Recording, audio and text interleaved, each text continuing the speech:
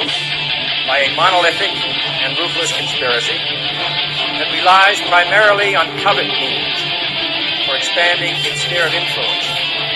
It is a system which has conscripted vast human and material resources into the building of a tightly knit, highly efficient machine that combines military, diplomatic, intelligence, economic, scientific, and political operations. Its preparations are concealed, not published. Its mistakes are buried, not headlined. Its dissenters are silenced, not praised. Billions of people just living out their lives, oblivious. Choice is an illusion created between those with power and those without. I drink your milkshake. I drink it up. Thank you, John Larson. I receive your kind words on behalf of all of our courageous members of the House of Representatives who want the best for the American people.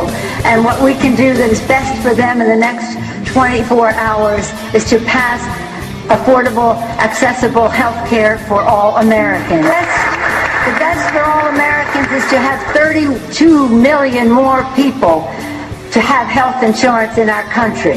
The best for... Piece of stinking filth. Shh, say it again, Shal. This is AJ of the InfoWars. Listen to the Shaliak. This is Alex Jones of InfoWars. Listen to Shaliak on the Cold Reality News and Report. This is the coolest thing I have ever seen. Well, hello there.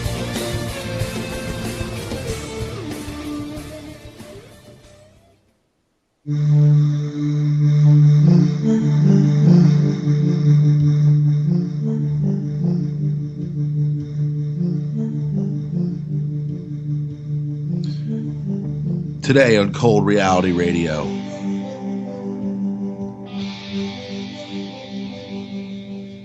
From vaccinefraud.com, my guest will be Patrick Jordan, author and researcher into some of the most amazing information that I've personally ever heard. And we're going to be talking about possibly the single cause of all disease. And that's very, very tough to say, but you have to look into things from all angles, from every angle. And that's what we're going to be talking about today on Cold Reality Radio here on this Sunday, April 24th.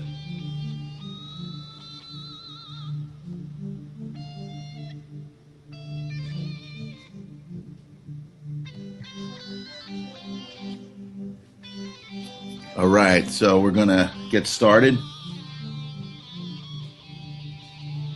Let me kill this. Welcome to Cold Reality Radio here on the UCY.TV Broadcasting Network. As I said today, my guest from vaccinefraud.com, Patrick Jordan. You've heard him over the last month. He's been on with Clint, who has hosted for me in my absence. And I'm so happy to have Patrick here today to speak one-on-one with him about his research, how he started this incredible research. And I got to tell you, when my friend Greg, who you've heard on here before, told me about Clint over on RBN and his research with his podcast, The Corporation Nation, it took me a little while to really just kind of move into that. You know, when you're doing this type of thing, when you're doing this type of podcasting, and you know, I'm like a quarter of the researcher that Clint is, and Patrick.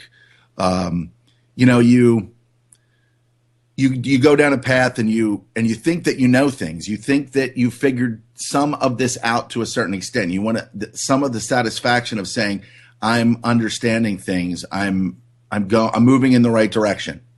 Well, like all of us, we get derailed by different things. The system deceives us. The system pushes us in a particular direction because they want us to think one thing when something else is actually happening. And that's kind of the crux of what we're going to talk about today. So, Patrick, do we have you? Yeah, I'm here. Can you hear me? Yes, I can. Yes, I can. Great. Thanks for having me, Shali, and hello to all the listeners. Okay. All right. You're very exciting for me because, as I said, for, I want to say, the last 6 months or so, I've really gotten into listening to Clint's live shows, and then going back and listening to the earlier podcast when you started communicating with Clint and combining your research together. And so, just driving in the car, Drew Carter, just a super guy up there up in Canada there, taking care of putting together the spreadsheet, the shows 1, 2, 3, 4, and then you could just click in there and you see Patrick Jordan and Clint talking about this, and Patrick Jordan and Clint talking about that, and so many other guests. But your research is the most astonishing and at the same time, just so frightening and like, wow, it just takes your breath away when you really think about, what is going on out there. So what I like to do is again say vaccinefraud.com is Patrick's website, and he's got his first, I believe it was your first book, the ICD 999. Right. He's so many, like a dozen or more books. So let's talk about how this all began. What was your journey? What makes a Patrick Jordan? Who you are right now? How did you get here? Okay. Clint and I, independent of each other, arrived at a system that's based on words. If you start with a word, you must define it. That definition then tells you where you're starting from and where you're going to. And so if I can, I like to do things kind of artistically. Let me start out with the definition of what hell is to Pat Jordan. Hell stinks. So whether it's the fire and brimstone is just basically like a pure grade of sulfur that when it burns, oh man, go to Yellowstone sometime if you want to know what brimstone smells like. It's horrific. It'll take your breath away. It stings your eyes. Hell stinks. But, see, I live in what I call the grain ghetto of Illinois. It's nothing but industrial farm fields in all 4 directions. And just yesterday, I'm working in my garden. It could be Eden, the Garden of Eden. It could be. But my neighbors are all working the fields, and they've got their spray rigs out there, and they are polluting the planet with glyphosate, Roundup, whatever that they're spraying for weed control. And quite often there's a dopant in there so that you can smell chemicals that usually don't have a color to them. They don't have an odor. They don't have a taste. So they have to put a warning in there. And I'm not kidding. People know that I'm flippant. I'm not kidding. It smelled like sulfur. And here I am in the middle of my garden. The cherry trees are blooming. The apple trees are blooming. The birds are singing. The sky is blue. Of course, there's, chemtrails starting. It could be Eden. But the smell informed me that I was in hell. And so when I define what hell is, what is hell? Hell stinks because they've destroyed the biosphere. And Shali, I'm going to be talking in past tense. Okay. Probably we're going to get into prions at some point. But when I say they have destroyed The problem with people today is that they're always looking for something in the future. Well, the new world order is coming. Man, pull your head out. It's been here for over 6,000 years. Mm-hmm. It's just taken on another form. Oh, and this is the beautiful thing. What you had said in your introduction was, they try to get you, to look over here while they're hitting you, with their other hand. It's deflection, deception. It's also what I call opposite day.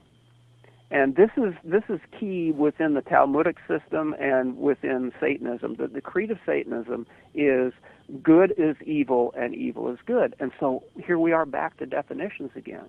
What is good to a Satanist, a Talmudist? Evil. Mm-hmm. So, we're defining it. What does it mean to them? And so when you said, they're trying to get you to focus on one thing when the truth is actually 180 degrees in the other direction, I came up with a phrase called opposite day because I saw this really awesome cartoon on a Muslim website of a Hasidic Jew with the hat on and the dreadlocks standing on his head in an art museum looking at a picture. And the caption was, "This is how Jews see the world." Opposite day, upside down. And so what I did is I took that and I hammered that onto a little skit that Calvin and Hobbes used to do when that comic strip was going on. They would play opposite day, where everything they said and did would be the opposite of what they said or were doing. And that's what we're surrounded in, and that's what causes, and we're back to definitions and words again, cognitive dissonance, which everybody needs to go to Hermes Press, so that's HERMES Press.com, and Norman Livergood explains Pavlov's second discovery about how to induce traumatic mind control by re-traumatizing somebody. And then I'm pretty sure on that same web page that has to do with Pavlov. And anybody that wants to write to me, just go to vaccinefraud.com, get my email. You can write to me privately. You can either join my email list or you can stay private, doesn't matter. And I can send you the links to anything that we're talking about. But also he talks about the use of paradox as mind control. And so if I told you that those are contrails when they're actually chemtrails, and then I would say, oh, yeah, but, there's some chemical components in there. It's like, well, yeah, that would be jet fuel exhaust, wouldn't it? And, you wouldn't know what to think, if you were an idiot, because you would be given, like, two competing ideas in your head, and then the sender of that idea can then tell you what to think because you just got two ideas crashing into each other. You don't know what to think. You're in a vulnerable space, and then they could say, yeah, that's why they call them chemtrails, because they're just vapor trails, and they've been that way forever. Clint said that they're going back into movies and actually putting chemtrails into the skies of, like, old movies. I believe that I was watching Red Dawn, the original Red Dawn.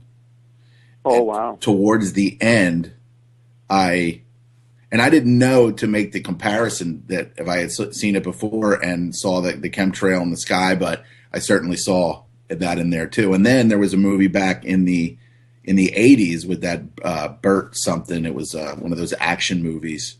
And they were actually doing this. They were fighting and battling on top of the Statue of Liberty, and so that imagine the magnitude of that. And then boom, you see like white lines in the sky. Then so either they were there then or they're being imposed. Like you said. And so I've got photographic evidence of chemtrails being in full. In full use as early as 1997. I've got my own photos, so I don't need to be informed by outside sources as to when I was aware of them. They the project could have started well before that. Mm-hmm. There's some people that say so. I think Project Cloverleaf was at least 95, if not 97. Okay. And so, it's like, what is it that we know? That's our baseline that we have to start with. So, you wanted to know, who is Pat Jordan? How did I get started? And I'm taking you there. I always take a roundabout circuit to get there. But what was my problem? My problem was I had chemical allergies. And that's why I brought up Hell Stinks, because I couldn't figure out why, if I just smelled something, I would get deathly ill. And you go to a doctor, the first thing they want to do is send you to head shrink. So it's like, ain't going there. The problem was in my head. I was having like migraine headaches and enough nausea to make you think you had the flu, and like every day of your life. And this was, what year was this? Oh, pretty much the entire scope of my life has been plagued with chemical allergies. But as I came out to the farm in my teen years and was just literally in a fog of chemicals, it worsened. And so over my teen years, I was suffering and questioning and doing, basically the health and nutrition research to figure out what was going on, because doctors were no help. I wasn't going to a head shrink, even though it was in my head. I had a headache, but it wasn't like, it was not emotional, it was not psychological, it was cause and effect related. But here's the problem. Who would believe that you could smell something and systemically get ill? I couldn't. I made it all the way through working in tons of different industries in Southern California. From packaging, this was like a temporary job placement. Packaging video recordings, so VHS tapes, which are plastic, inside a plastic box that got sent through a machine to wrap plastic around it. I lasted at that for one day.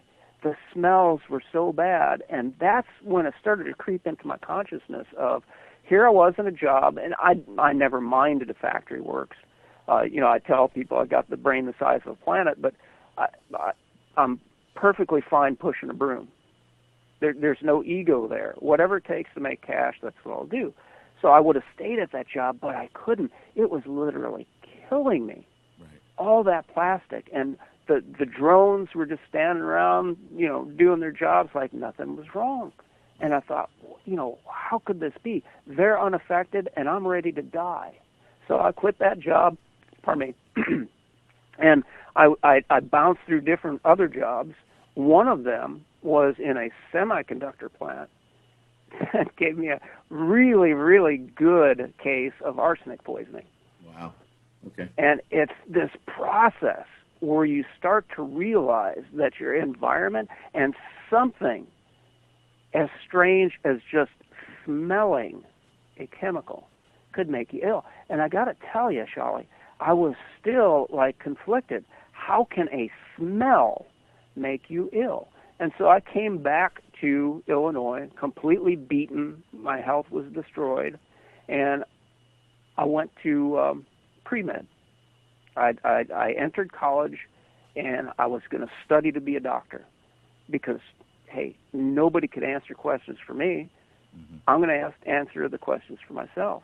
So I'm in a anatomy and physiology class, and typically they would assign chapters, and they'd test you on it, and you'd get your little star and a pat on the head.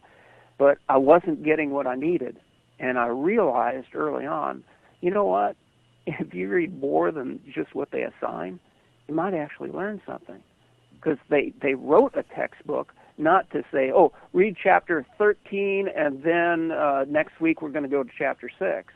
Wait a minute. They wrote this, 700-page textbook from beginning to end with numbered chapters, and they did it for a reason.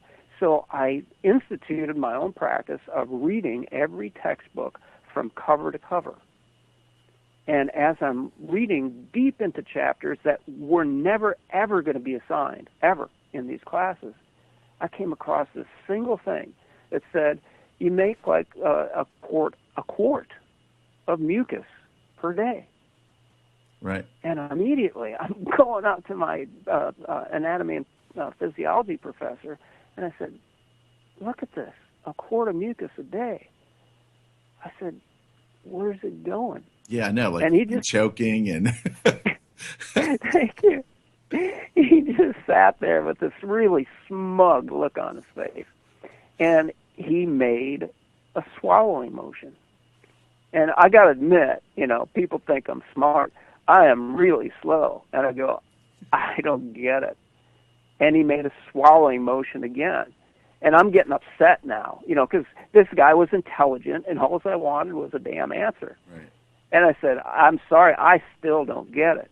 And he swallowed a third time. And I said, you're just going to have to explain it to me. He goes, you swallow it. He said, the cilia bring mucus up from the lungs. A mucus drains down from the sinuses, and it goes down your throat.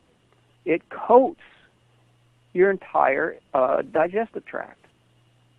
Mm. And that, Shali, was my revelation of like suffering for nearly 30 years of my life, suffering and never once knowing how a smell, and I started this out with, the definition of hell. Hell stinks. How could a smell harm a body systemically? Well, if it gets into the lungs, because the smell is not just the smell, it's molecules that have an odor. So it is the chemical. Whether it is parts per million, parts per billion, it doesn't matter. It is the chemical. If the chemical is in your lungs, then it has direct access to your bloodstream. If it's dissolved in the mucus and it goes down your throat, in your stomach, into your intestines, you're digesting it. Yeah. Holy crap. Yeah. Just like smoking cigarettes and things like that. Obviously, it just, it's just Beautiful. going into your lungs. It's getting in there. And then of course people, they'll eat and then they'll smoke and then they'll drink coffee and then it's just all, whatever you get in there gets into your system. If you get it on your skin. I've had reactions personally from things that were supposedly organic, and I had not a real bad reaction, but woke up one night in my where my elbow, the other side of my elbow, right there, just two aches, like aching in my, in the crux of my arm, and I was like, what in the world is this? But go ahead, go on. So that's fine. He's swallowing. You pick up on it, and you're like, that's what's happening to me. I take notes during radio shows. I put down eat, smoke, and drink coffee. It's like you just defined America, man. Yeah. I don't know anybody that doesn't do that, and they don't realize that they're self-medicating. Because I've got a friend that's a chiropractor, and that their family raises horses, and he said the best way to get worms out of a horse is give them a plug of chewing tobacco. Oh, really? I've never been able to look at smokers the same way again, because it's like, they're just keeping their worms at bay, man. Yeah, it's doing something. So I mean, the horses get dewormed from the chewing tobacco, or the nicotine is a toxic alkaloid. In the old days, before they came up with the neonicotinoids that they're blaming the D die-off on. Right, which, the neonicotinoids, right. Part of the problem, but not the whole answer. Mm-hmm. Before that, the USDA said nicotine is one of the most powerful insecticides that no insect can develop a resistance to. Wow. And, you read that because, everybody needs to know if they're not familiar with me. I live out on the farm, so farming and agriculture is my life, and I'm reading this USDA information, and it's like, what do you mean nicotine is an insecticide, man? Mm-hmm. People are chewing this stuff, people are smoking this stuff, And I just found out there's this really impressive body of work by Lawrence Broxmeyer on tuberculosis. And he's got a reference in there that says in West Africa they use tobacco as an herb to keep tuberculosis at bay. So insecticide, call it antibiotic, antimicrobial. Look at where we've come, Shali. It's all about words and definitions. It's not just cigarettes. It's not just a commercial commodity. What is it? It's a nicotine delivery system. What is nicotine? It's an insecticide. Why are you dosing yourself with insecticide? Right. This is Continuum, by the way, and Continuum is my last book. It's out there right now. I just finished Pre-On Agenda, and it will be released soon. But Continuum is a concept that I came up with myself, just like Judy Wood. I love Judy Wood when she said she came up with the word dustification because there was nothing in physics that could describe what happened to the towers. Dustification? Dustification. Dustification of a yeah. Because the towers just turned to dust, man. They did.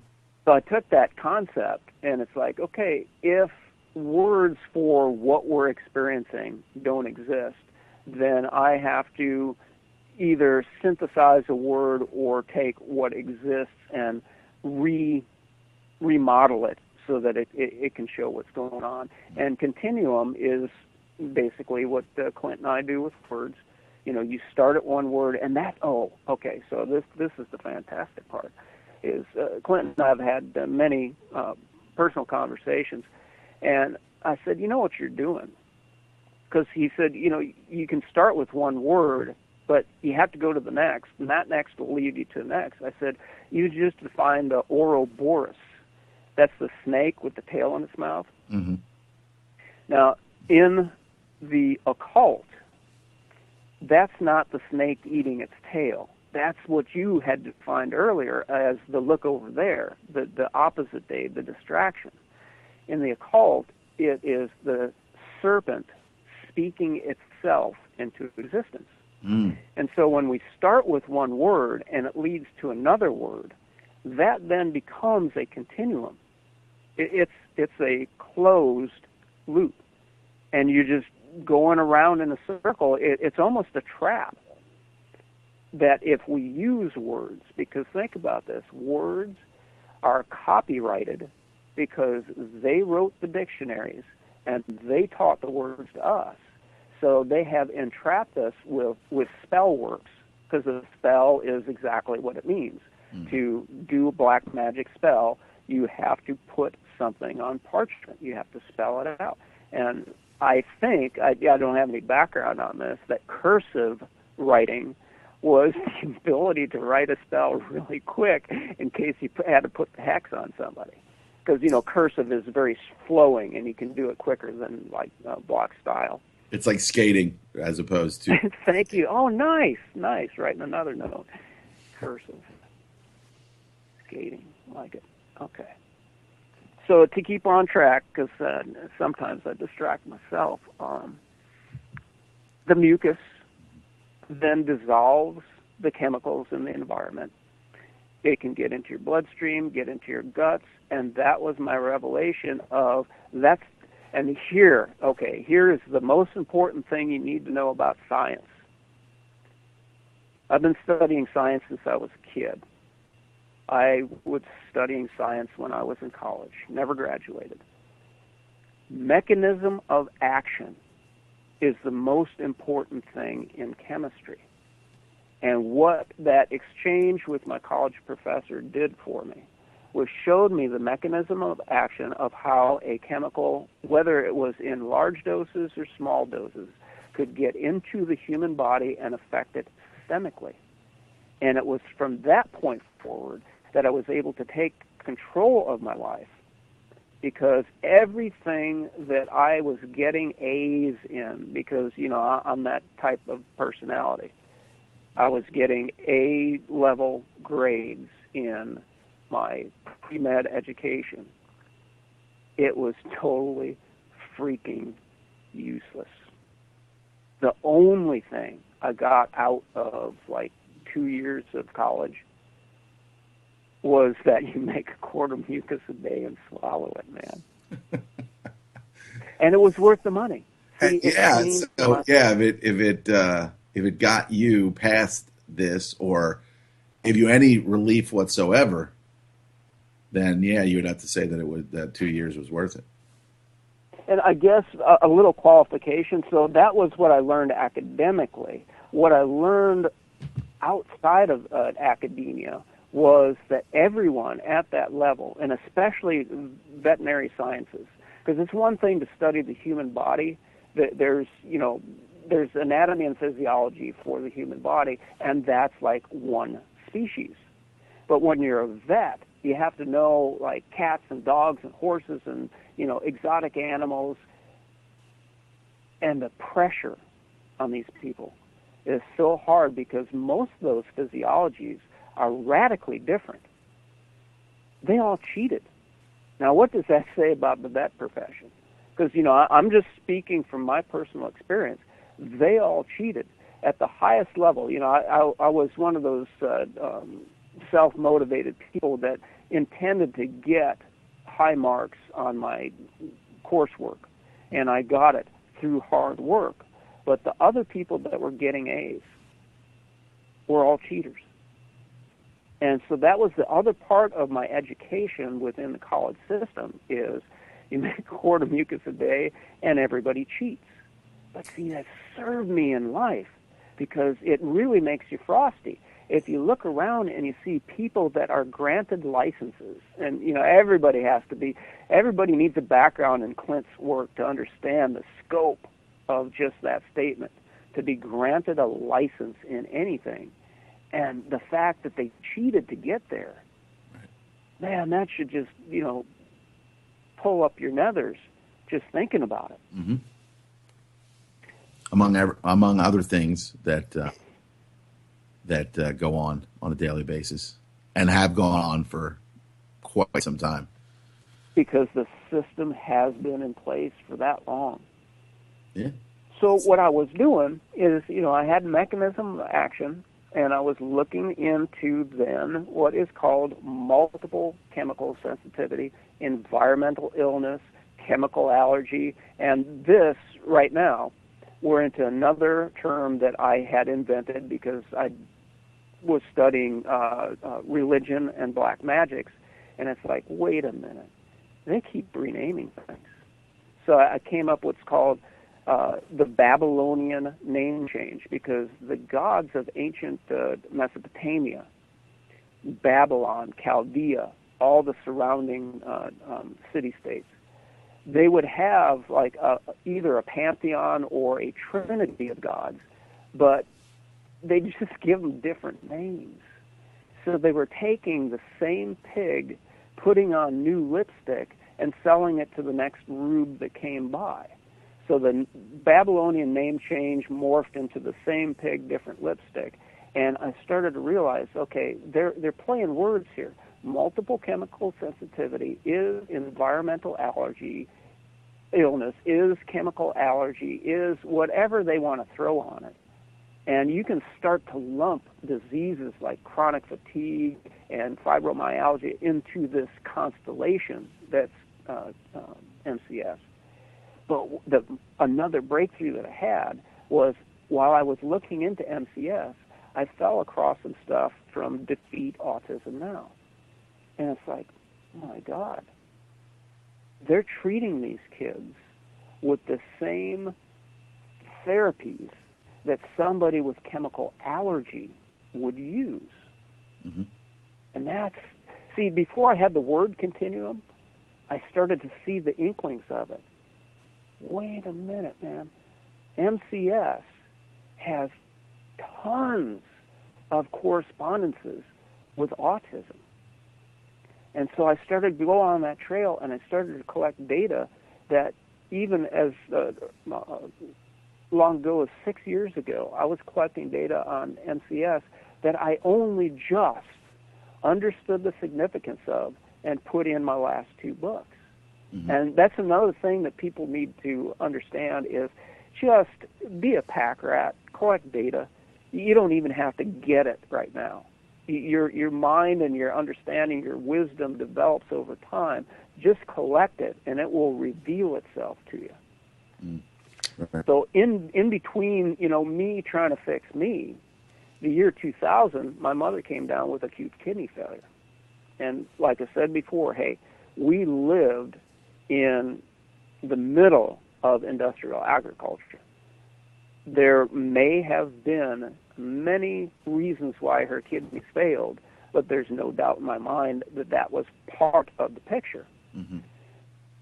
So why did her kidneys fail? It's always the question. Glomerulonephritis. Well, what the heck is that? Again, it's a word. What's the definition? So they're little tubules in the kidneys, and they get inflamed and they start to leak. They break down. You get scar tissue. You look it up in the Merck Medical Manual, and it will say glomerulonephritis typically comes from serum sickness. And you find that in laboratory animals, but it's very rare in people. And see, my bullshit meter has always been very sensitive. And there's a phrase that goes, nothing is ever officially true until it's been denied by the government. Exactly. So here's Merck Medical Manual saying, yep, serum sickness causes glomerulonephritis, but that's only in the lab, man. That's only in experimental animals. So what do you got to do next, man? And because you're a researcher, you follow the word. What the hell is serum sickness? And it was like, that was it. Because Alice, when she followed the rabbit, fell into the hole. Okay? That was my tipping point. Serum sickness opened up in the year 2000 the entire course of my life for the past 16 years. Because what serum sickness does is it leads you exactly to vaccines. And from vaccines, this is a concept of Rudolf Virchow, I think. And I'm terrible with numbers. Everybody knows I hate numbers. 1847. We'll throw that out there. Anybody can fact check me on the internet. I'm on dial-up in the middle of nowhere. Rudolf Virchow, he said, all medicine is politics. Social medicine is politics writ large. And what that means is you can start anywhere. If you started just investigating like 9/11, you find out that the governmente in Latin, by the way, means mind control, to steer the mind. And you start with government after investigating 9/11, you realize that they're the most corrupt creatures on the planet, and it will eventually lead you to medicine. Medicine will eventually lead you to vaccines. But if you were like me and you started with vaccines, that would lead you up to the broader scope of medicine. And then I proved conclusively in my early books, so ICD-999 came out first, the Rise and Fall of Kingdom Plantae and the Rise and Fall of Kingdom Animalia came out next. In one of those Rise and Fall books, and I apologize, I wrote 15 books. I can't keep them straight in my head. One of those Rise and Fall books, I show without a shadow of a doubt that all medicine was developed by the military. So we're back to government again, because government can't exist without force. Yep. You can't steer somebody's mind unless you have carrot or stick. But I'm sorry, I said that wrong. Carrot and stick, because what they use, and this is all about mind control. It's not either or. They'll draw you in with an inducement and then threaten you with punishment. it's always a dual action. Sure. So there I was, Shali. I was in the middle of mechanism of action for what took out my mother's kidneys, and oh my God, I found the root cause of multiple chemical sensitivity by following a single word, serum sickness. And that set the course of my life for the past 16 years, because there's a concept by Chris Carter. He wrote it into the character of the Indian chief in the episode Anastasia. He says to Mulder, he says, "Are you willing to sacrifice yourself to the truth?" And I got to tell you, this revelation was so big to me. It's like, okay, I either have to dedicate my entire life to exposing this conspiracy, fixing myself, fixing my mother, fixing the world, or I have to just abandon that and integrate into the hive, and like Cypher said in The Matrix, just plug me in. I know this isn't a steak, but when I put it in my mouth, that's what I want to taste. Make me an actor. I love that. I want to be somebody important. Somebody important. He's always been, Joe Peckley, he's always been a fascinating character, but he was perfect for that role. I mean, absolutely perfect. Yeah. Just perfect. The mold inside, and just make me an actor. So the serum sickness, the want and the need to, take care of your mother, to help your mother. Yeah, because pretty much the kidneys are such delicate organs. Mm-hmm. Once you take those out, man, within the medical system, they have two options: dialysis or transplantation. Mm-hmm. There's no cures out there. Listen, I dropped out of pre-med. I dropped out because it's like, okay, I'm not going to be a medical doctor. Those are uniformed assassins of the military. I was going to go into chiropractic, but from my estimation, chiropractic is good acute medicine. If you are suffering from trauma, then yeah, that's good stuff. But they have turned it into what I call the Monday, Wednesday, Friday religion, and they're just doing it. It's a money mill.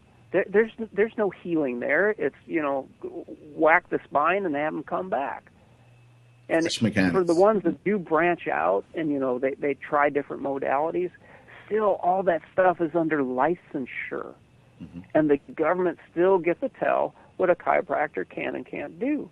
Mm-hmm. And I'm sorry, I was about looking for mechanism of action, causation, and healing. I wasn't into getting any kind of package deal with great compensation. Mm-hmm. And I am pretty much living under poverty level. And, I make the joke of, boy, I'd like to get up to poverty level wages. But see, you have to sacrifice yourself to the truth to get to the answers. Because this is all I do, 17 hours a day, 7 days a week. Mm-hmm. And that's why I can speak with authority on what I'm presenting, whether it is showing the facts as they exist or making a prediction. And I would say that my prediction rate is like 90%, just based on these are the patterns of how the predator hunts. This is where it's going to be and why it's going to be there. And this is what's going to happen to you if you show up. So a little bit of what I kind of gathered just from, my opening up, awakening to these possibilities was that somewhere along the line there was obviously a vaccine that compromised and created a lot of kidney problems, thus all the dialysis centers that we see, all over.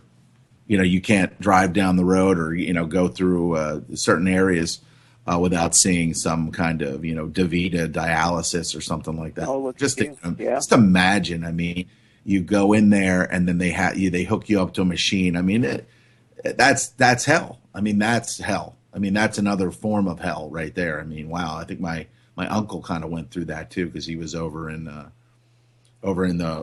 war arena in World War II, and then he came back. He got some kind of malaria or something like that, and then his kidneys were. But it was most likely from a vaccine, whatever they gave them back then. Oh, they gave them everything back then, man.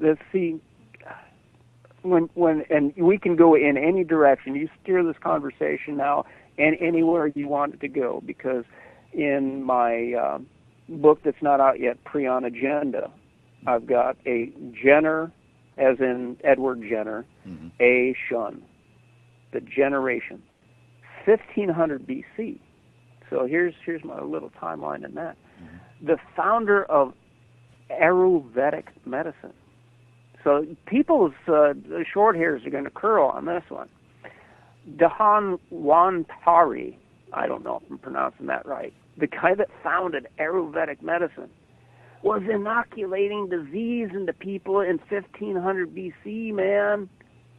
So I will address what you're talking about with just kidney disease and vaccines, because that's like a focus of my life. But it's like, how long has this been going on? Jenner was doing his, evil starting in 1790. But we're talking 1500 BC, the founder of a ancient Indian from India medical practice was still doing the family work, man, putting the dangerous pus into people. Right. And even as early as 700 A.D., the Taoists, and everybody's like, ooh, Taoism, man, they're so cool that, they've got concepts just like quantum physics, man. Taoists were snuffing smallpox scabs. They'd put them up their nose. So this whole idea of variolation, which means to use variola, which is smallpox, and vaccination using what was supposed to be and never was, cowpox, has been going on for a long time. And so the difference between those eras and now is that the WHO, I call them the veterinary to the human herd, the World Health Organization. Right. In 1972, they published some memos that were all about how to make vaccines into weapons. Because if you shut off the immune system of your test subject with chemical means, or you genetically bred them so that they were immunodeficient, you could then give them a virus that was lethal. And these mice would run around like there was nothing wrong, man.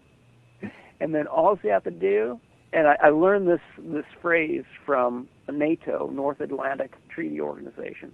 They write books on everything. I mean, they are like the chroniclers of life on this planet. One of their vaccine books had a term, molecular switch.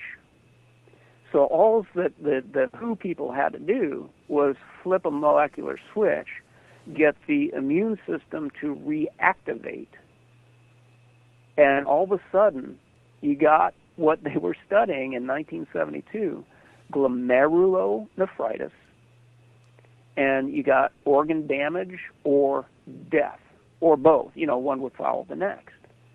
It was how to make a vaccine into a weapon. And I looked at that and I go, my God, that's how they took out everybody's kidneys. And I did a book called, it's a compilation from timelines in my other books. I put it all together in one workbook. It's called Timeline, A Brief History of Hell. Because that's where I think we are. I don't really think this is any semblance of life. I think that, again, people are looking to, hell is a place that people will go to in the future. Man, look around. We're soaking in it.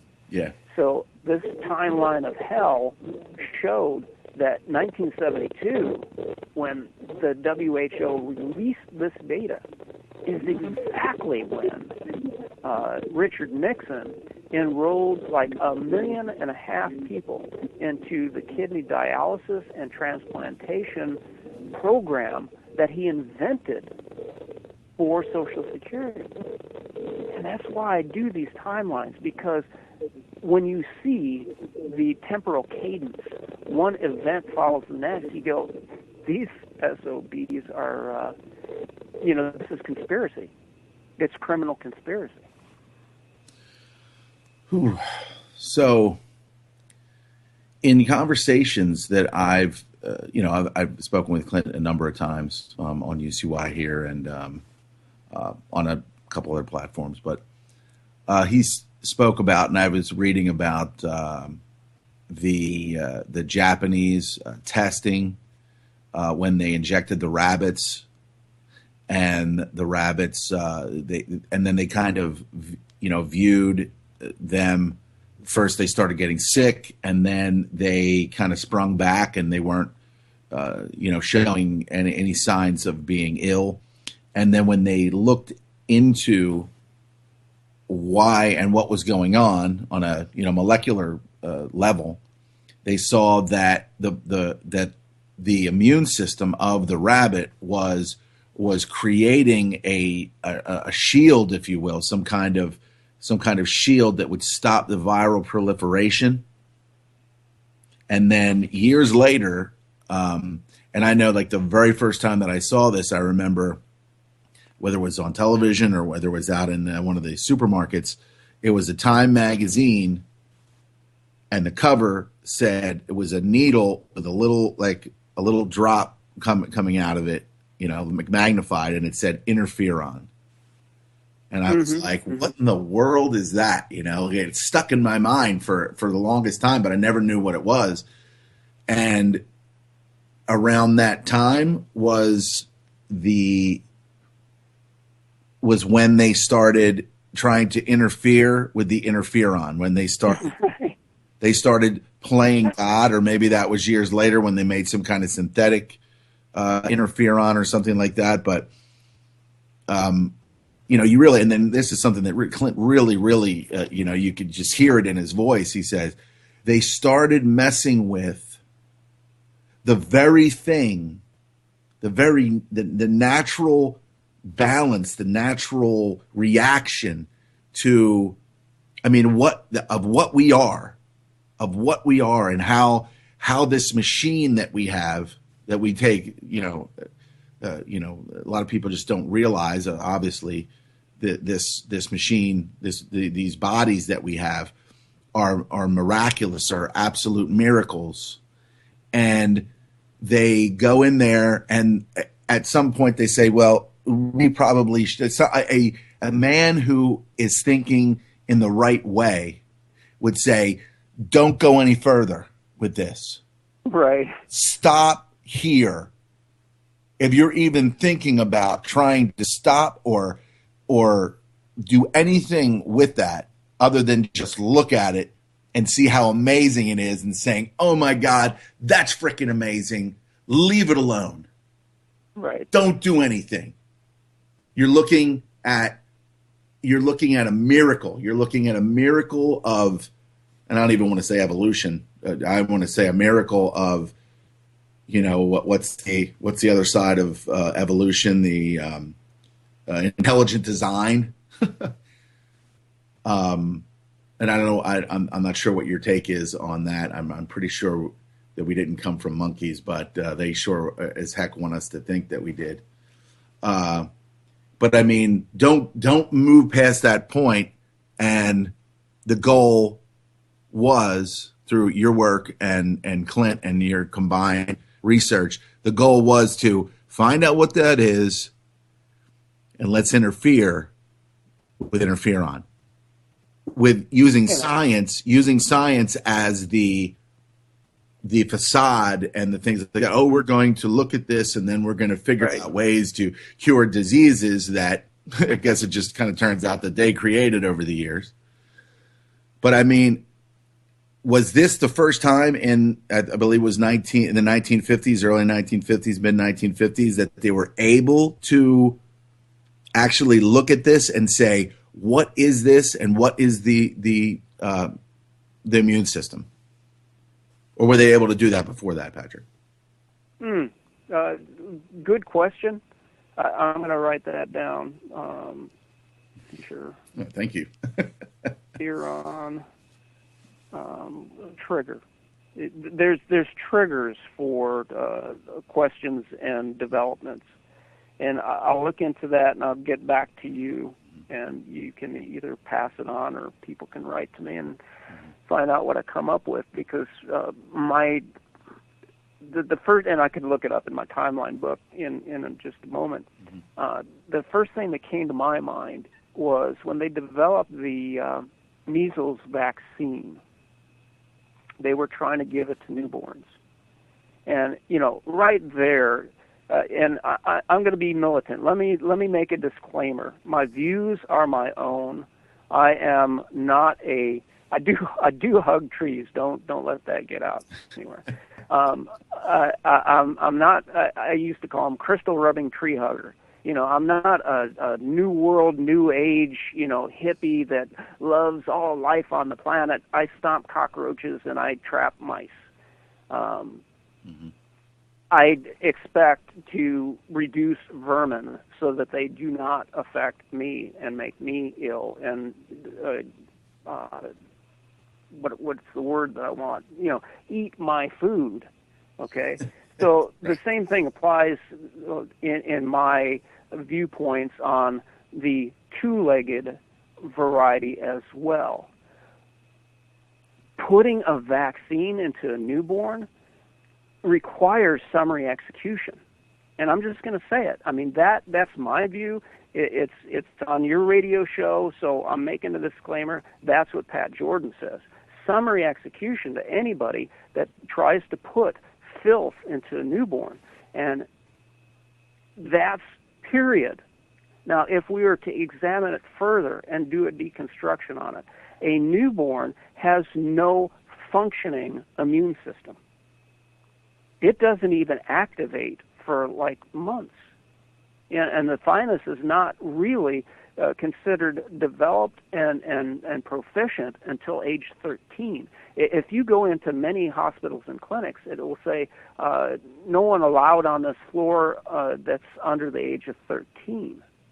Right. So they're putting absolute filth into newborns.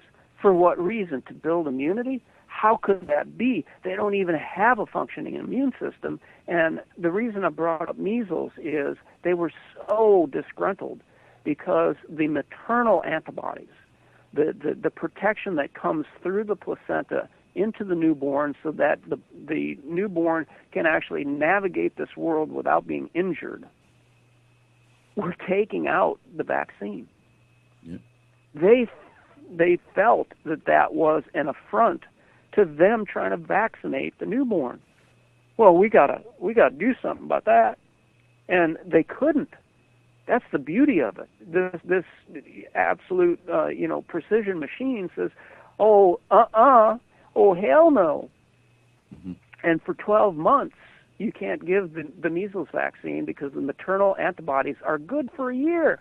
It's like a freaking warranty on your tires. Maternal antibodies against measles are good for a year, and it was taking out the vaccine. And so, that's the deconstruction of it. So if you have that as the facts, you would go, well, why would you even try to vaccinate a newborn? It won't work. But in the Jordan world, it's like you're trying to put poison into a newborn baby. Ready, aim, fire, man. Problem solved. I guess what they are trying to steer people away from is that we are capable, without their intervention or murder, right? We are capable of fighting off any disease, and they have to, at an early stage, make us look weak, make us look susceptible to anything. So that's why they have to say, well, we got to start doing this, we got to start doing that. And then who is going to sit there and say to, a wasp or a Mr. Stethoscope and say, who's obviously the facade is, oh, we're taking care of this child. We're doing what we're supposed to do for your child. If you go against that, you are scum. And that's how they portray the anti-vaxxers. That's how they portray people that go against science and go against doctors because, of course, they are deities and they can do no wrong. See, I was in class with these people. Yeah. They're all type A personalities, which means they got a God complex. They're all cheaters. And it's like, well, wait a minute. Mr. Stethoscope, he cheated, man. That's how he got his grades. He cheated. Do you really want to go to somebody with a bad attitude that cheated? It's really we got to rethink what medicine is. It's really just a blueprint. All they have to do is say, listen, put this coat on, put this stethoscope on, and here's a flow chart. Somebody comes in and says this, somebody comes in and says that, look at the flow chart, and within 14 or 15 seconds, the prescription gets written, and then you're off to pharmacopoeia land. And of course, I remember watching. Obviously, we watched a lot of doctor shows. I mean, I know I have. I remember seeing early on Doctor Knows Best and all that other horse shit. Yeah. But watching a show called Scrubs, and it was funny, and the life of doctors and young interns and things like that. And they actually did an episode where they showed a clock down the. Someone walks in and says, "Doc, it hurts when I go like this," or this happens, and then the clock starts down the bottom, or maybe the clock started as soon as the patient started to talk. I guess that's when it was. Maybe within 10 to 12, maybe 10 to 15 seconds, the script comes out, and he writes it out and hands it over. So they were actually making a joke of that, and in fact, it's like, it's like opposite day. When people are laughing at something like that, they should be saying, "Really? 15 seconds, really?" There's an answer in 15 seconds. So let me, and I can't tell you how pleased I am that you went in the direction of the interferon. And, I basically have an answer to your question on interferon and whether it was the trigger for understanding the manipulation of the immune system. Let's go to then, because, I don't have an answer for you on that. Let's go to the purpose of it. Because my story of interferon, as I remember it, is that they were trying to inoculate hen's eggs to make vaccines, but something in hen's eggs was interfering with them inoculating the eggs. And that's why I brought up measles to begin with, to show in the human body, this is the mechanism of action. So interferon was first noticed, and then the Japanese picked up on it, and then they did the science to show, that pathway. But it was through vaccines again that they're like, damn, we're trying to make these vaccines, and we can't do it because them damn chicken eggs won't let us. Mm-hmm. And so interferon as a concept was arose from that industry. But why, and what you're saying and what Clint was saying is exactly the direction that I was hoping the show would go in, because my last two books, Prion Agenda, Unfolding the Continuum is the title, and the last book is The Continuum, is all about what I discovered that these monsters are doing. Mm-hmm. If they find a body process that is a response to a disease, then they say all of a sudden, oh man, hey look, we found out that if you have this disease, then these heat shock proteins are mobilized, and that causes just, all sorts of grief. So if we make a vaccine against heat shock proteins, then we can take them out, and then you won't have all that nasty inflammation. And when you read this, and man, they couch it in the most just precise and large, multi-syllable words that they can, and they make it sound all really official and important. And somebody with my mind, I'm a farm boy and I'm as crude as a sailor, I'm going, that's shuck and jive, man. What they're saying is that in order to let the disease persist in the human body, they will take out the response to the disease by creating a vaccine against the response. And because, Shali, you and I both have a background in computer sciences, this is called the default. When you start a computer, the first thing it does is it goes to its BIOS, its basic instrument operating system. And the default that loads into that memory space is, that's it. That's the computer. Yep. And when I look at all this scientific data and I go, you know what? They're making vaccines and they're using chemicals to interrupt the body's response to disease. The default conclusion is that they want the disease to remain in the body unchallenged. Right. And that's why you see now more than ever, inflammation is the cause of disease. You'll hear it in any number of things. The inflammation. And I mean, all you have to do, and then this is something that anybody who really can think, what is a fever? A fever is the body elevating its own temperature to be able to burn out an intruder, an infection, something. It needs to elevate that temperature. It needs to elevate the body temperature to be able to clean it out. And what do? Let's lower that. Let's lower that temperature. Let's lower that fever. Let's take this and it'll lower the fever. So they do the exact opposite of what the body naturally does, and that's just one aspect. The other extreme aspect is what you're saying. The inflammation's there. It's naturally occurring in the body to some kind of stimulus, negative stimulus, I guess. And then they're like, let's trick the body into thinking that it's not, what's happening is not. I guess what's happening is not happening, so that it can proliferate and move forward in a detrimental way.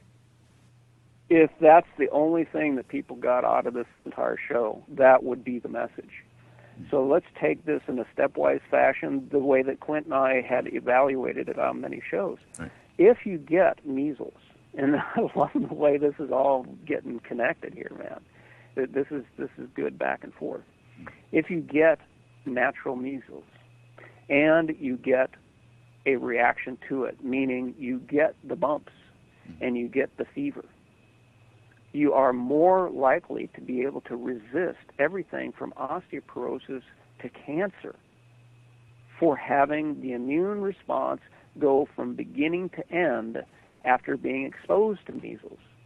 Now, cancer elbows back and forth with heart disease in America as being the number one killer of Americans, cancer and heart disease. Well, what are they doing? They're getting upset whether a few kids in Disneyland came down with measles, and they're vaccinating kids for measles, and the kids don't get the fever, they don't get the rash, and cancer is like number one killer. Yeah. And so what is fever? Like you said, it's the body's response. It's the natural progression of things to an invader. And so what happens during that invasion? Let's say that it's a virus. Your body actually makes prions, which are misfolded proteins that are there specifically to interfere with the process of infection. And this thing that I referred to earlier, the heat shock protein, is a refolding mechanism. So in the normal state, a prion will be made. In the normal state, a heat shock protein would then roll over it like you got to be old to remember rings that they would put around napkins in really, fancy restaurants. Mm-hmm. It's the ring that goes around the napkin to refold it, and then everything's back to normal. But if you interfere with that process, if you interfere with the fever, then all of a sudden you've got rogue misfolded proteins that weren't set back to normal. You got heat shock proteins that weren't deactivated, because in the fever process, you have to deactivate the heat shock proteins, otherwise they will be putting the prions back to where they needed to be while the infection was raging. So you gotta send out the prions, you gotta knock down the infection, you gotta reduce the fever, you gotta let the heat shock proteins refold the prions, and then everybody's happy. But what they do is at every step of that process, they interfere with it. And they did it on purpose because they want that disease to remain in the human body unaffected. They want to embed it in people. And that is their agenda. They want us sick. And spread it. Oh, and mostly spread it. Yeah. Because it's in there and it's not being handled the way that it should be because of the short circuiting of the immune system. Not a short circuit. Maybe I call it an open. Okay. Not a short circuit like a capacitor will like short together. An open. So what they do is they take the circuit and the changes that they make create an open. So, and I love Clint's breakdown of it, and it kind of goes towards the people that have sex with their cell phones these days. The immune system makes, and not like physically having sex with it, just never being able to put it down, loving it, caressing it, touching it. Either way, it hurts. Either way, right. And so the immune system in a normal functioning body will make the call. It'll say, hey, there's something in here. Right. Just want to let you know over there. And they're like, we're on it. And then boom, the natural process happens. The protein, the interferon, the natural, beautiful mechanism within us that goes out and says, okay, we see it. And now we see where it is. We see what it's doing. And here we are, and we're going to the site of this, and we're gonna kick some ass, basically. Mm-hmm. Mm-hmm. Gonna kick some ass, and when we're done, because we're so awesome, it's going to this whatever this is, it's not going to be able to take over. It's like an army trying to take over another army, and that's what. And you inside your body, you are you're not starting any trouble. You're not looking for trouble, right? The immune system's not looking for trouble, but if it sees it, it goes out there and it takes care of it, right? So the open comes like in a circuit, and things just don't work right because the information's not flowing, and that's what Clint says. When they do this, when they interfere with the natural thing of the body, that phone call does not make it to its destination. And they did it all on purpose. And that's what people need to realize. This was malice aforethought. In legal parlance, they did this as a criminal act. So let's talk about your word inflammation, because that's another darling that I expose in my books. And these were major revelations for me. These were Judy Wood dustification moments. Mm-hmm. Within the concept of continuum, I had realized studying the work of Theron Randolph. They call him the father of environmental medicine. Mm-hmm. He likened addiction to allergy. Whether it's allergy to food or the components in alcohol, mm-hmm. it doesn't matter. Allergy, in his mind, was an equivalence with addiction. And that got this just the Germans call it a mind worm. This mind worm was like burrowing through my head, and I just couldn't get that correspondence out. And it's like, now wait a minute. Allergy is equal to addiction. And immunity has 4 different hypersensitivity reactions to it.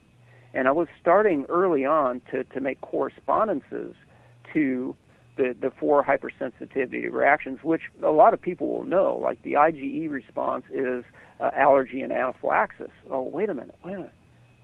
Allergy and addiction, allergy and type 1 hypersensitivity. Hypersensitivity is immunity. Wait a minute here. We got 4, and this, I'm talking about Babylonian name change. I'm talking about same pig, different lipstick. We had 4 what are taught as discrete concepts that all of a sudden had like a single golden thread running through it. And so I started studying the alternative medicine guru BS that absolutely floods the internet. And they're always talking about you need to dampen inflammation and boost your immunity. And see, when they do stuff like that, I'm really sensitive to BS. Mm-hmm. And in early days of like cough medication, they'd have a list of what cough medication could do. And they'd say, it'll help you sleep. It's a cough suppressant and an expectorant. Now, wait a minute. To expectorize is to cough something up. So how can you suppress a cough while you're sleeping? Something up, man. It just doesn't freaking work. So, from my indoctrination in the 1970s, it's like, no, homie ain't buying that. Mm-hmm. So, segue to like the mid-2000s, and all these internet gurus are going, yeah, you need to decrease inflammation and you need to increase immunity. And I had just started to make these correspondences with allergy and addiction and immune response, and it's like, now wait a minute. If inflammation is part of the immune cascade, then how can you dampen inflammation while boosting an immunity? And that's when I realized, dude, all these alternative medicine people, they're either useful idiots or they're in on the game. Or they're operators. Which then becomes fraud and criminal conspiracy. So yeah, there are quite a few out there that come to mind that you can say that might not have a complete understanding. Obviously, as you said so many times, that you and Clint are really the only ones talking about this prion, this prion situation, and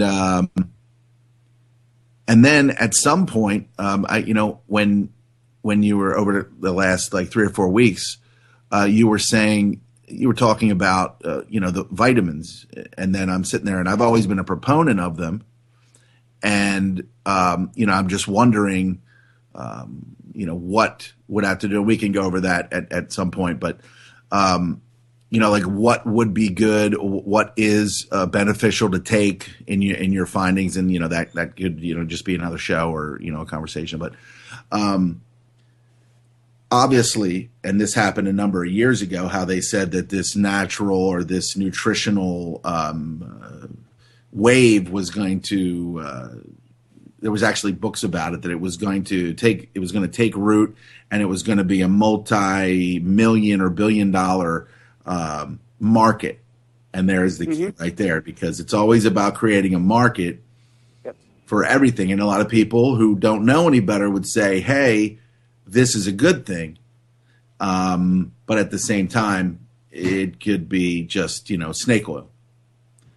Dude, I'm so glad you're opening up these questions. So let's jump into the whole vitamin thing with both boots on. Everybody is magnesium deficient. Oh my God, let's go out and get like the best magnesium and supplement it. And of course, to answer your question, what we are obligated to do, because we are so damaged by vaccines and environmental toxins, we have to supplement because they damaged us. So it's basically, not being a man and go, oh, they blew my leg off, but, I'll just walk it off, coach.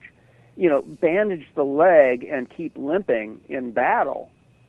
But nobody is asking the question, well, how the hell did the magnesium go bad in the first place?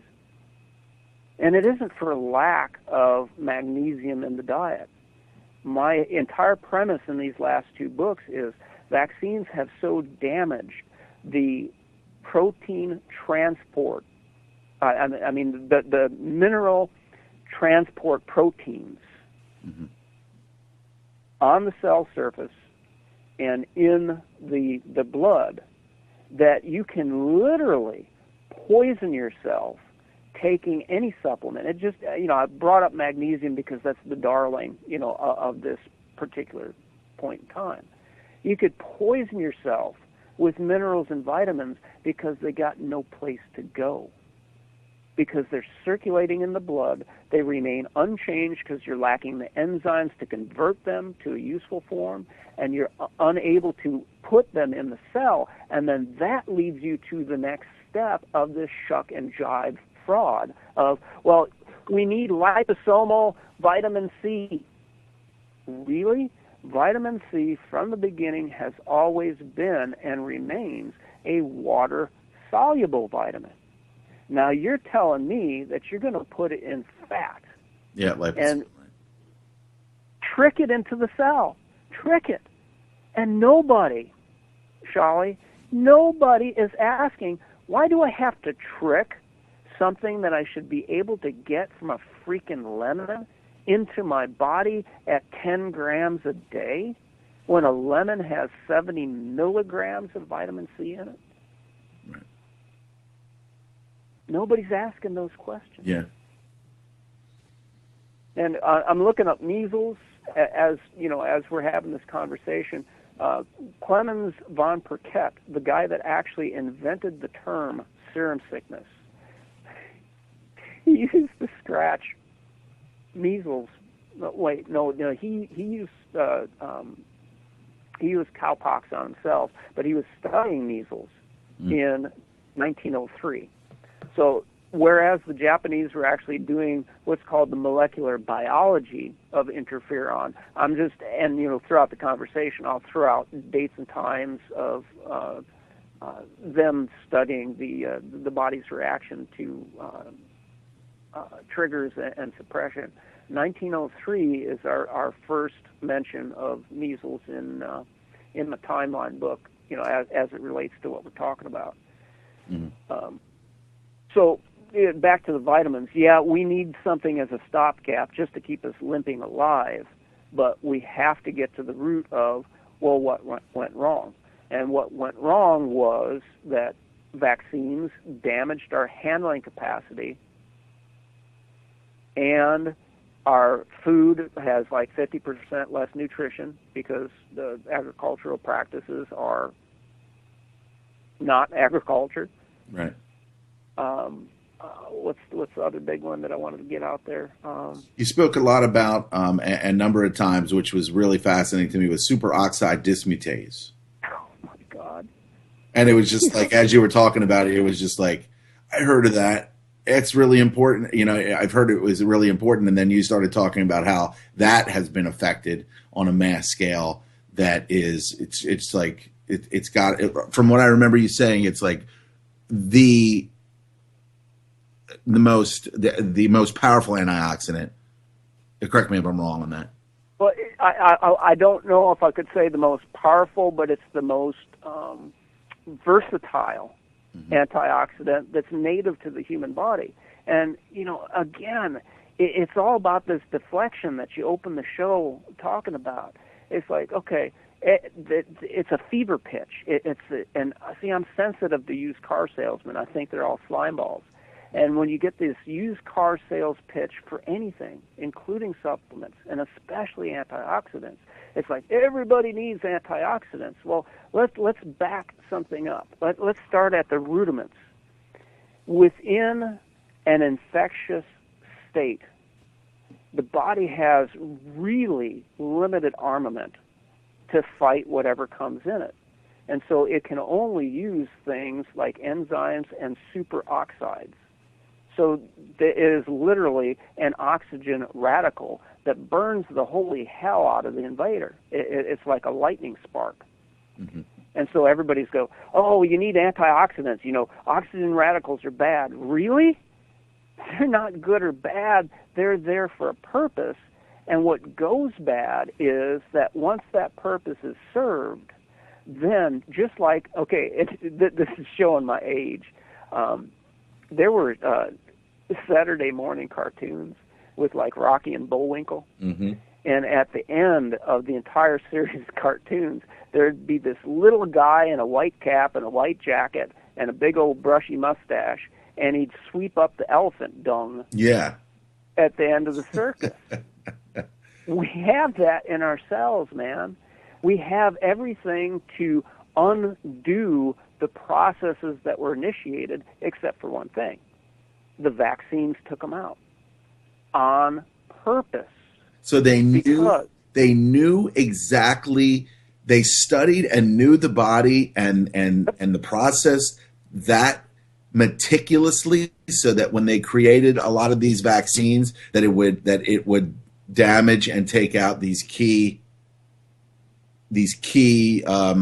elements. And that's another concept that I came up with. I call it lot and serial number vaccine, because they are indeed made by lot, and they've got UPC codes on them with serial numbers. They know, what batches had what in them.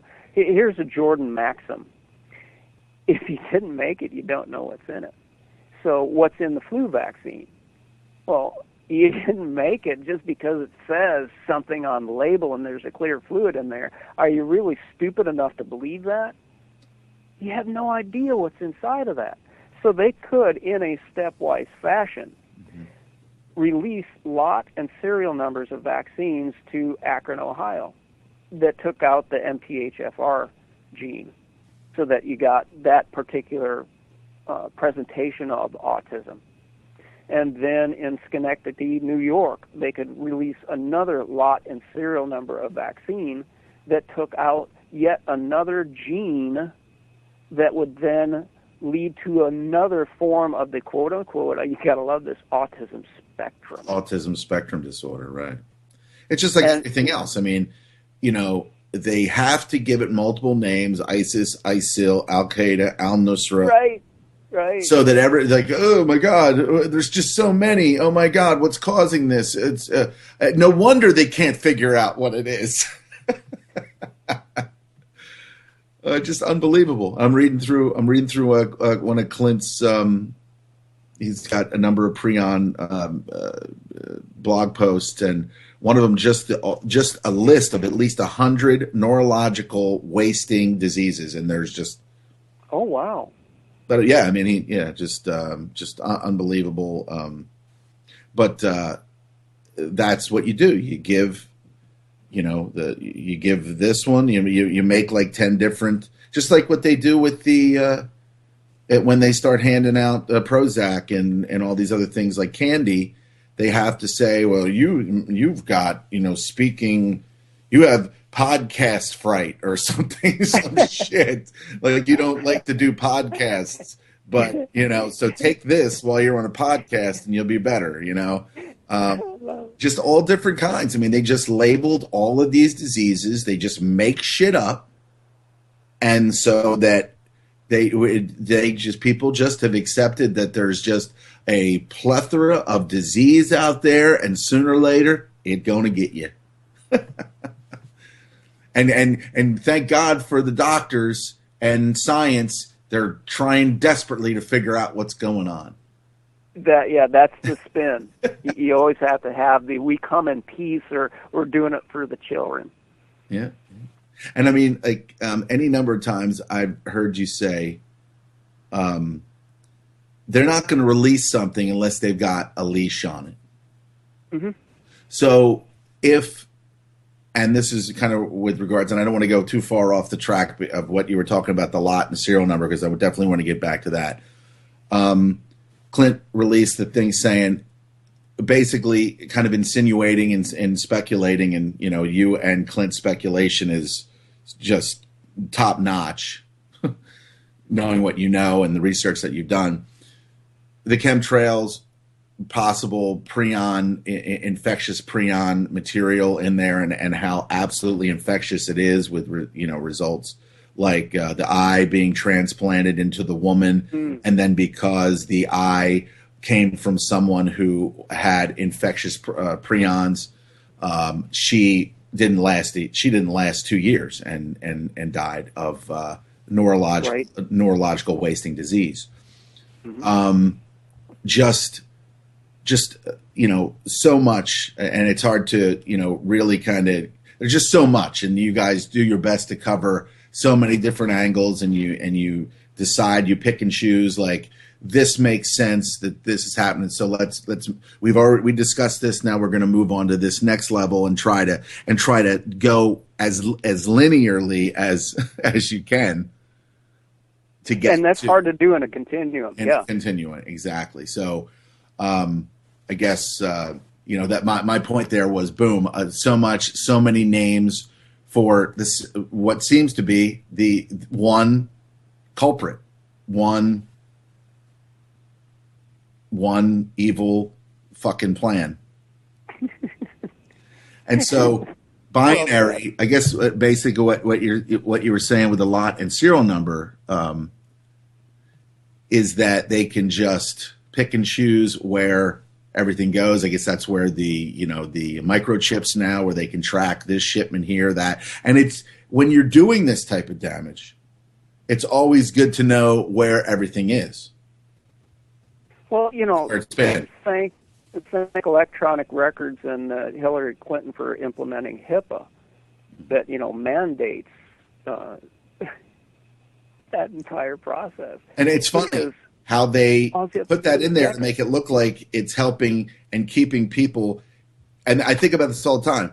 They put these things in place to make people think that their privacy is being protected when it's them that's being protected by it. Yeah.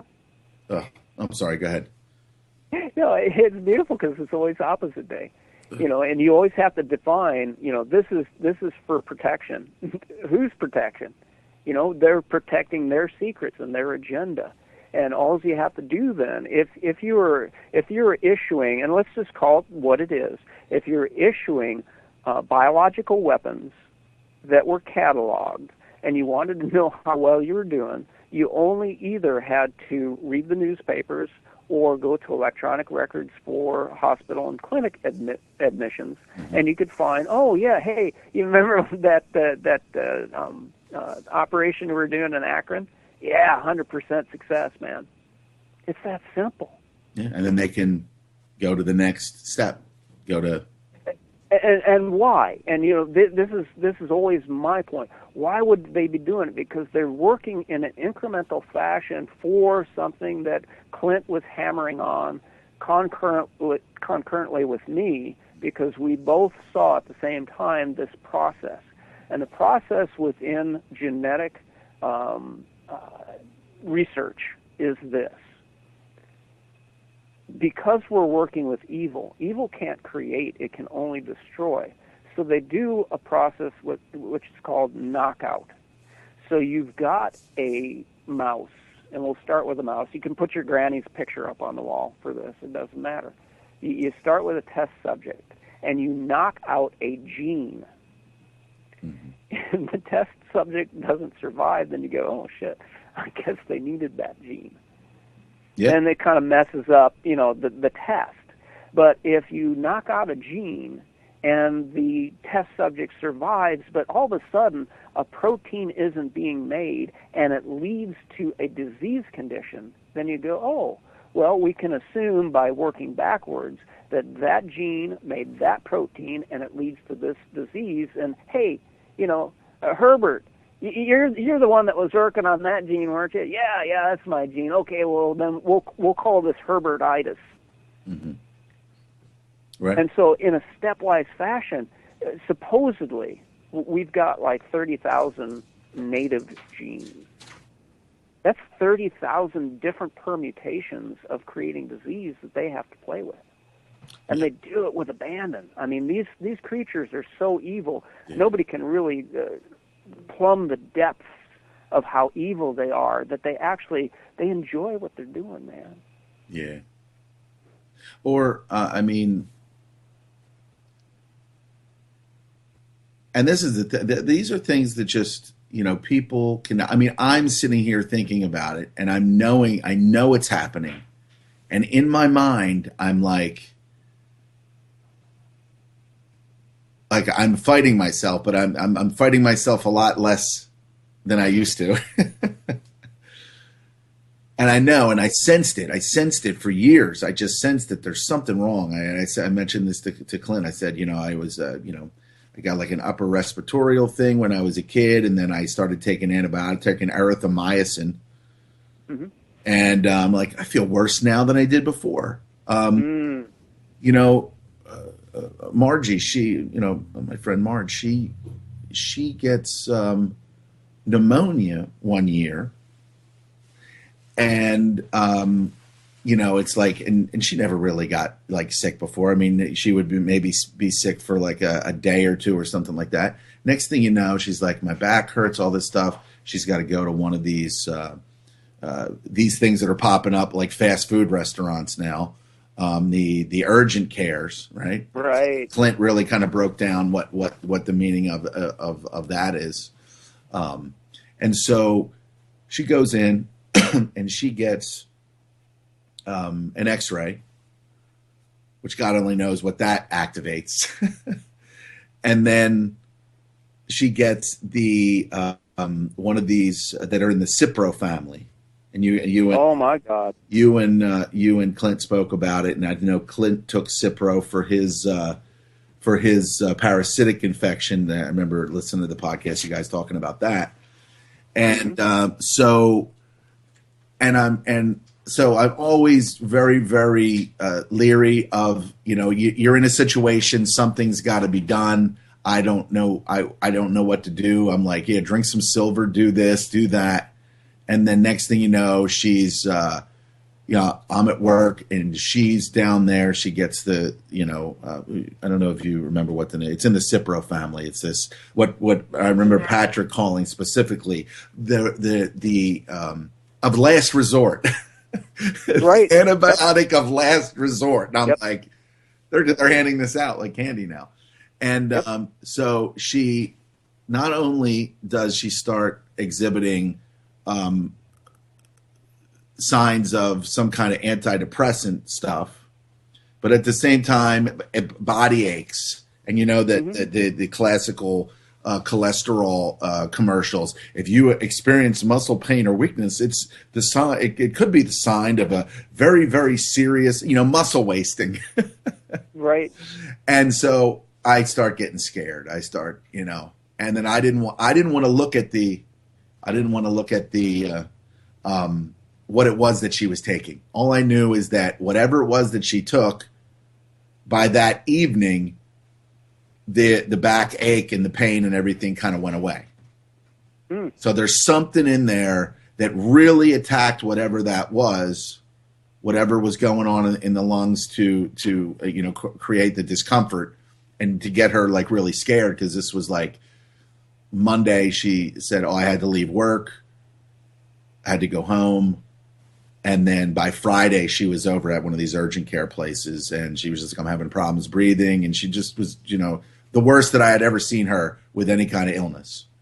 So, in general, you get scared because when you know what we know, and and I know like a third or less of what you know and Clint knows, it's scary. And so you think like, what are they going to do? Is what they're going to give her worse than what she has, And so I look up the name of it, and I can't think of it. It starts with an L, but it's in the Cipro family.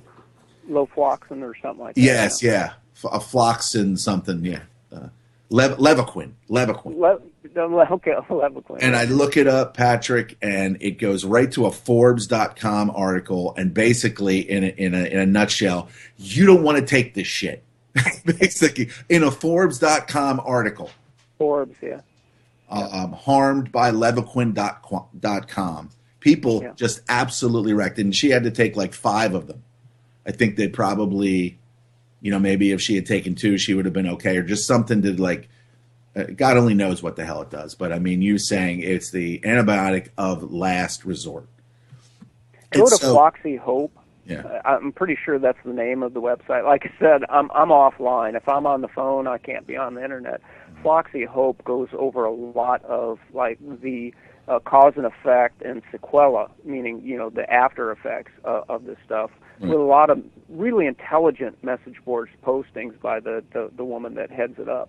Yeah. So yeah, get some background on that, because we only just broke into this fluoxetine thing. Yeah. Fluoroquinolones. Fluoroquinolones, that's correct, yes. They started out as anti-malaria medication. Anti-malaria. And if you ever wonder why military men are coming back completely, shall we say, intercoursed in the head, is because if they're in quote-unquote theaters that have even the hint of malaria, they're given this class of drugs, and it makes you completely crazy. So, I'm not saying that has anything to do with Margie, but it is like such a dangerous chemical. And so I'm not up to speed on how to detoxify it yet. But I know a young man that is on my email list that was exposed to Cipro, and they're not quite sure whether it was that or a vaccine that took out the MTHFR gene. It happens to do really well on supplemental methylfolate. Now, just to keep all Shali, Adventis makes a smallpox vaccine that is known to take out the MTHFR gene. And then Merck makes the prescription, and they might have licensed the over-the-counter version of the 5-methylfolate replacement. So you can see, just by association, that they're in on what can only be characterized as a mafioso protection scheme. Hey, Guido, we took out your gene. Yeah, if you want to live, you got to buy our supplement. Right. And I'm just throwing stuff out there because I don't have answers for people that were damaged by fluoroquinolones yet. Yeah. We're always looking into it. I got an unpaid group of friends that are just the best researchers on the planet, and we continually look into this stuff. But the assaults, Shali, are so numerous and frequent. That's why I say we're only just dressing wounds until we can address the cause. Right. And you tell me how you want to structure the rest of the show, because I would like to talk about the causation. Sure, absolutely. Sounds good. Okay, so let's go back to SOD that you brought up, because I take notes and I like to, stay on a theme. Yep. I learned from Clint's work that superoxide dismutase at some point acquired damage to its structure so that it acted like a tag your it prion. Holy crap, man. It only takes little entrees like that to explain everything to a mind like mine. Now, people have to realize, I've been writing 5 books over the course of 3 years. This is all I've done all day, every day for 3 years, is live this material. So when I see every new bit of data, I'm doing like Tom Cruise on the Minority Report. I'm taking this data and I'm swiping it across the screen, and I'm putting this over there, and I'm enlarging this, and I'm trashing that. And I saw these patterns of, well, this is why these crazy mofos in the alternative medicine industry are screaming, you need antioxidants, you need antioxidants. because it's not a lie, but it's not the truth. We need antioxidants that are made naturally in the body. That's the little mustache guy sweeping up the elephant dung.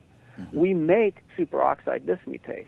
It should clean up all of the oxygen radicals that are created by prions, oxidative bursts from white blood cells, and whatever might come in from the environment. It should clean it up. And the question nobody ever asks is, well, why isn't it?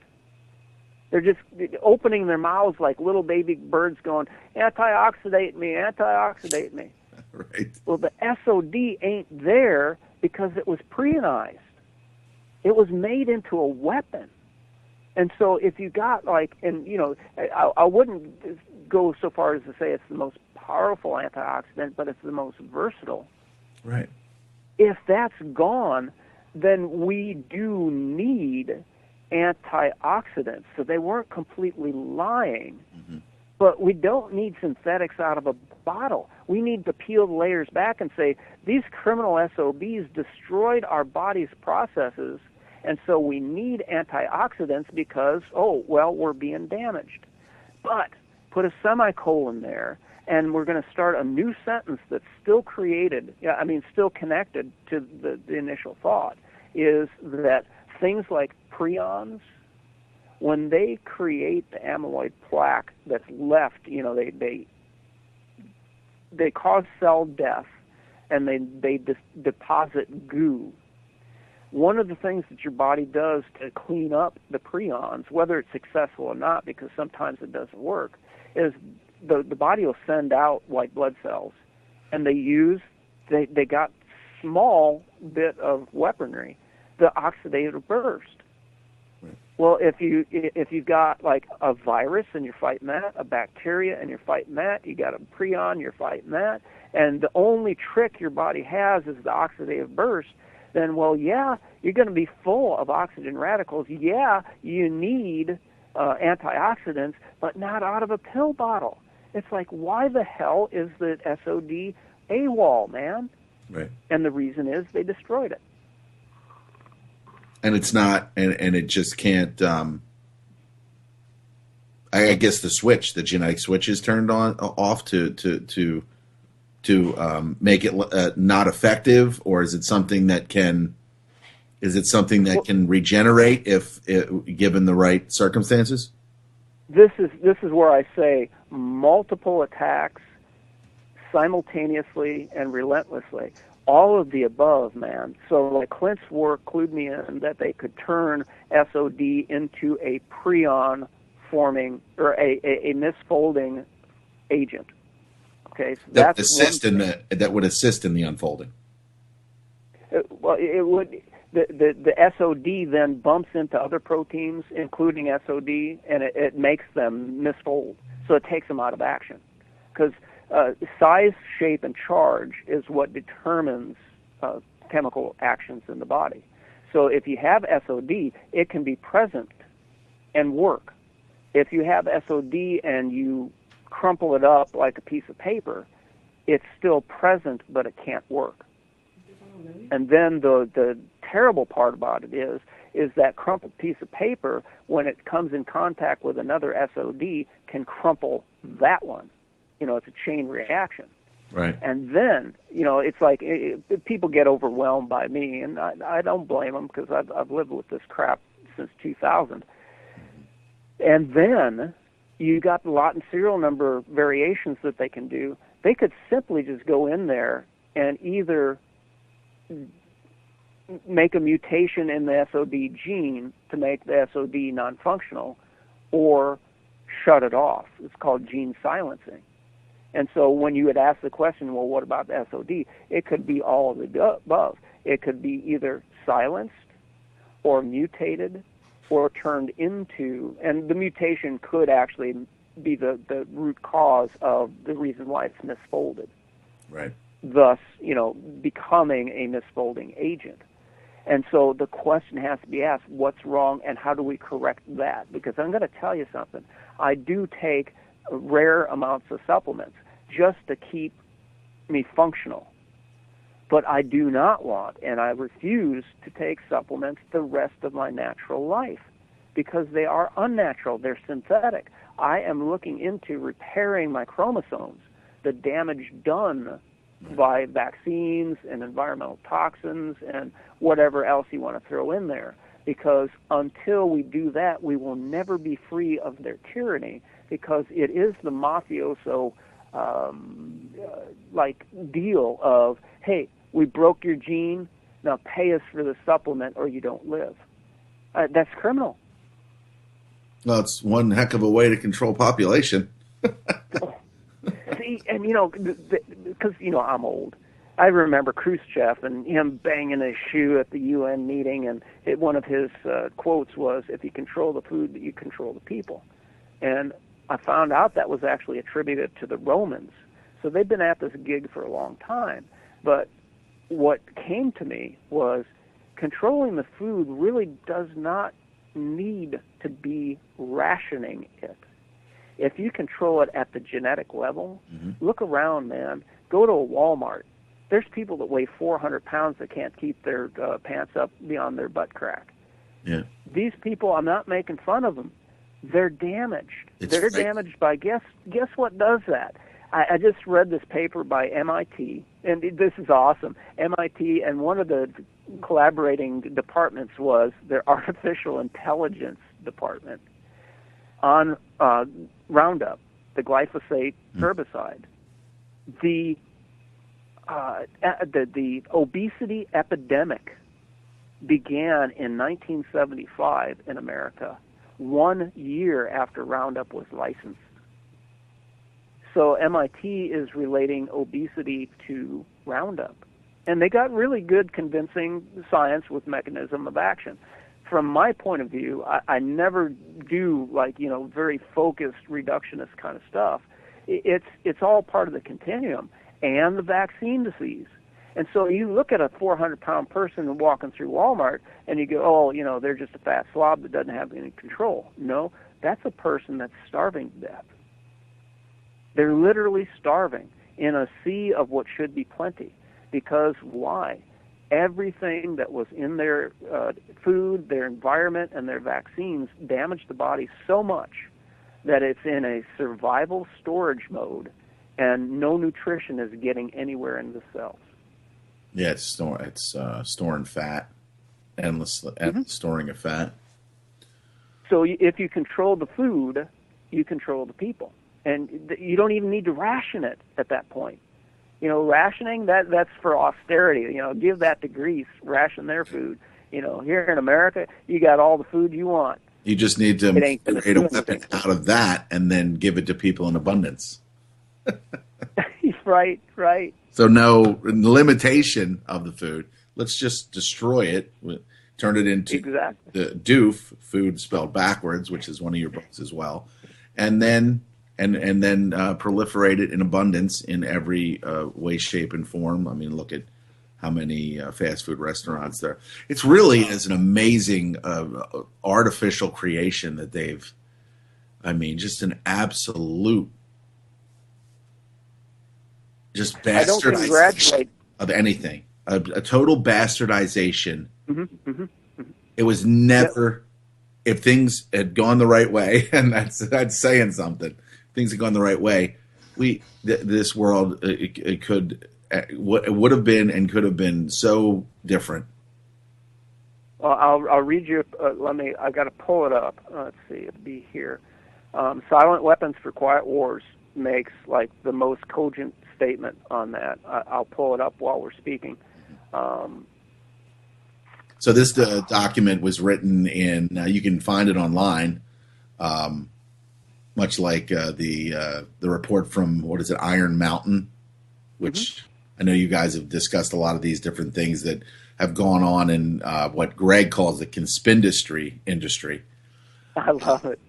And so Clint has gone to great lengths to try to figure out, hey, are these things that were said, all these different things that people referred to in the Alex Jones realm, did these things actually take place? And the Silent Weapons for Quiet Wars makes incredible sense because these weapons are silent, and there's wars going on that people don't even see. Thus, the quiet, the quiet aspect. So yeah. You can go to my website. I do have these as downloads. If you just wanted to skip right to vaccinefraud.com, I've got a PDF page, and Silent Weapons for Quiet Wars should be there. Early in the document, it has the political introduction. In 1954, think about that, 1954, it was well recognized by those in positions of authority that it was only a matter of time, only a few decades, before the general public would be able to grasp and upset the cradle of power. Turning the tables, man, in 20 years. For the very elements of the new silent weapon technology were as accessible for a public utopia as they were for providing a private utopia. And so, most of this document deals with mathematics and electronics because they reduce everything to a question of energy, which I understand that from a concept point of view. I'm math illiterate, and I couldn't make a Tesla machine even though I've got his books with diagrams. Mm-hmm. So I don't have the capacity to take control and implement what they're talking about in Silent Weapons for Quiet Wars, but it's clear that they're saying that we could do what I was saying earlier. I was in the garden under a blue sky, having fun, listening to the birds sing, smelling the tree blossoms, and then all of a sudden hell broke in because I could smell my neighbor spraying Roundup. Mm-hmm. We could, the potential exists to take control. And it's not something that, you're not going to petition like a third-party alien or God or anything else, and Gaia as a planet isn't going to step in and shake off the fleas. We are nature. We are part of this integrated system. If change is going to happen, we are the hands and feet and eyes and ears and mouths that are going to do it, and nobody's doing it. Yeah. It's a plan of it's a weapon of mass distraction. Ooh, I like it. That leads to taking time. So I've been speaking with Patrick Jordan from vaccinefraud.com. He has, he said 15 books. You can find them over at lulu.com. That's LULU.com. And he's coming out with the Prion Agenda. You can find his in-depth discussions with Clint Richardson regarding prions and regarding vaccines, where they break it down. They got, what was it, like once a week for a couple hours for a couple of years or more, talking about breaking things down. I'm sure I would love to have you back on with me again, as I'm sure that Clint's going to be sitting in for me as well, and you guys are going to be communicating continually. So that's very exciting. So, is there anything that you want to say? If you guys want to email Patrick, you can go to vaccinefraud.com. You'll see his email address there. You can communicate with him directly, get on his mailing list, and then you can get some of his very, very entertaining emails. Absolutely, just something else. He is an absolute, as I said before in one of my emails, Clint and Patrick, a couple of God's greatest creations, and we have them, and I'm lucky to be able to speak with you guys. So thank you, and thanks for inviting me. I got to ask you, is this just an hour show, or are we going to go for a second hour? Oh, this is this is ending in about a minute, but I'd like to stay on line with me when we end the show. Sure. But thanks for everybody in the chat room. Put the MK scope on ya. If the MK hits you, it's guaranteed to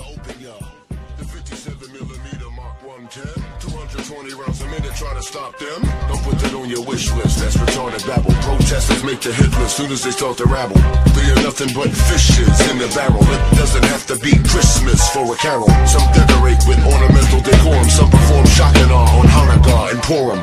That's where my job come in. I am a blessing to the mercenary. For the corporation selling weapons to them. Any potential competitor step into them. I'm authorized to knock them out and stick a GPS into them. They wanna sell uranium to Iran.